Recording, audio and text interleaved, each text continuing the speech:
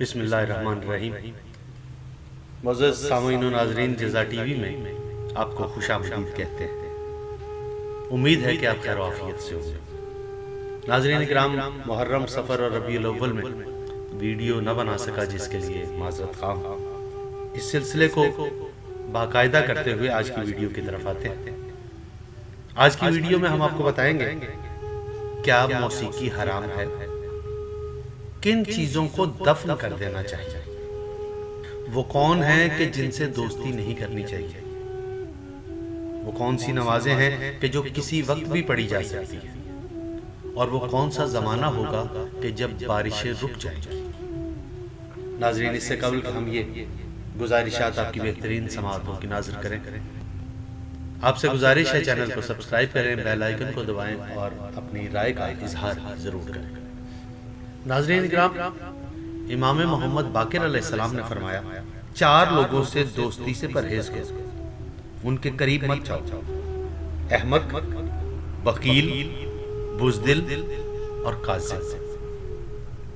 آپ نے فرمایا اس لیے کہ احمق، بے وقوف تمہارا فائدہ چاہے گا مگر تمہارا نقصان کرے گا، بخیل اور کنجوس تم سے لے سکتا ہے مگر تمہیں دے نہیں سکتا، بزدل تم سے اور اپنے ماں باپ سے دور بھاگتا ہے، اور کاذب اور جھوٹا شخص اپنی باتوں کی تصدیق کرا لے گا مگر تمہاری باتوں کی تصدیق نہیں کرے گا۔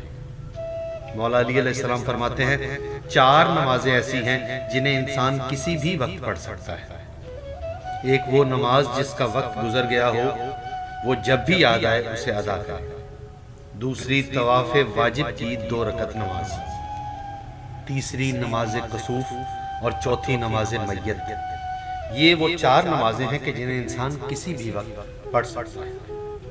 آپ نے فرمایا، حضرت صلی اللہ علیہ وآلہ وسلم نے فرمایا، بال، دانت، ناخن اور خون، ان 4 چیزوں کو دفن کر دیا کرو۔ امام جعفر صادق علیہ السلام سے کسی نے پوچھا، مولا شطرنج کے متعلق آپ کیا فرماتے ہیں؟ آپ نے فرمایا، اس کے نزدیک مت جاؤ۔ سائل نے پوچھا، مولا غنا، موسیقی کے حوالے سے آپ کیا کہتے ہیں؟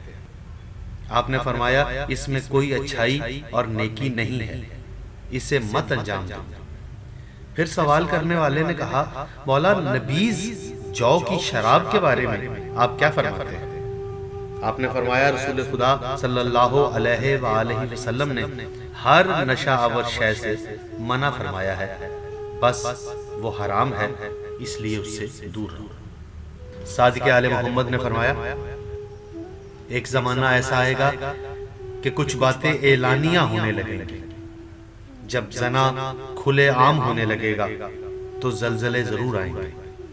جب زکوٰۃ روکی جانے لگے گی تو جانور ہلاک ہوں گے۔